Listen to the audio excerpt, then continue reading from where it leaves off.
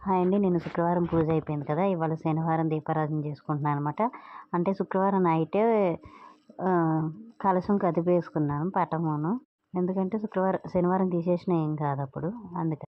నాకైతే ఆదివారం వరకు ఉంచుకోవాలనిపించింది. 3 రోజులు చేసుకుందాం అనిపించింది. కానీ నేను స్నానం చేసి పూజలు చేసుకుంటూ కూర్చుంటే పిల్లలకి ఎగ్జామ్స్ కదా! వాళ్ళని కూడా చదివియాలి కదా! అని చెప్పి ఆలోచించి ఆగిపోయాను.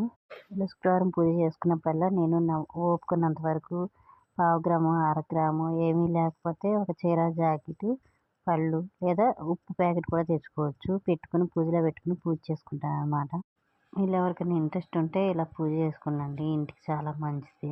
ఈ సంవత్సరం కొంచెం బంగారం కొనడం మూలంగా నేను ఒక 5, 6 గ్రాములన్నా కొనుక్కున్నాననమాట.